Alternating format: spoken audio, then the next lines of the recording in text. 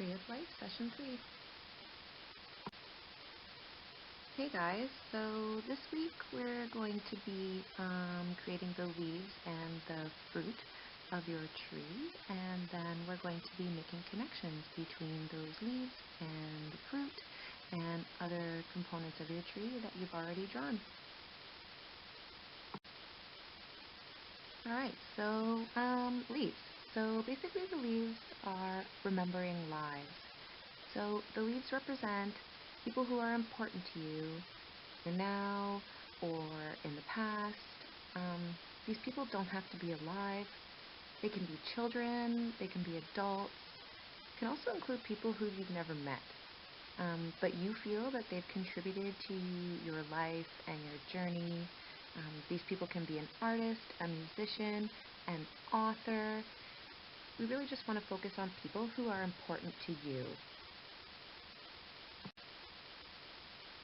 So what would that look like? What would leaves look like for people who have passed on, who are no longer with us? For example, you can place a memory into the leaf of that particular person.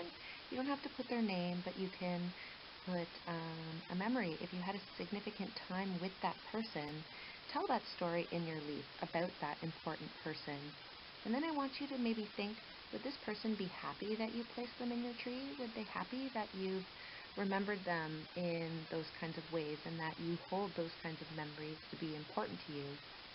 And how about leaves for people who are still with us? So you can also add memories. You can also add those significant times that you have with this person. What was special about this person to you? Or what is special about this person to you? Would this person also like it if they remembered you and they know that you placed them in your tree? What do you think they would say to you? Alright, so let's make a few connections here. So I want you to maybe go through these questions, take a few minutes to maybe reflect on your leaves and your fruit. Ask yourself, do you notice that anyone in your leaves also appear anywhere else on your tree? And why do you think that is? Why do you think the people appear more than one time in your tree? And then I want you to ask yourself, did you go back and add anything to other areas of the tree after you created your leaves? What did you add? Why did you add this after you realized that this person was an important person to you? I want you to think of, can these important people be traced back to any other area in your tree? For example, if you put that, say, a famous dancer is an important person to you and that person inspired you, and then you also noticed that dance was an important person, was an important thing in your life, back in your roots. That person can be traced back to your roots. Alright, so the fruits of your tree.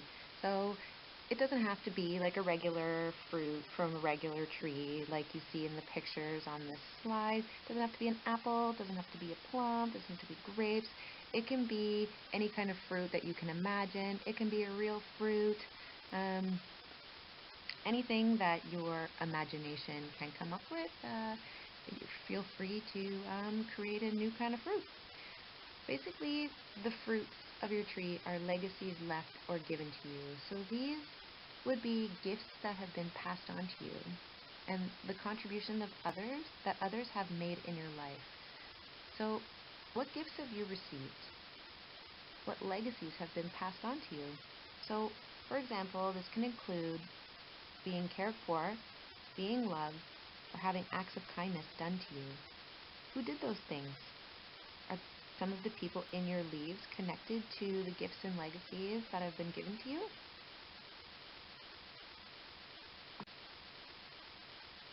Alright, so let's think out and make some connections. So I want you to ask yourself, did you notice that anything in your fruits that you created also appear anywhere else on your tree? And why do you think that is? Did you go back and add anything to other areas of your tree after you created your fruits? What did you add? And why did you add them? How about, can these gifts or legacies be traced back to any other area in your tree?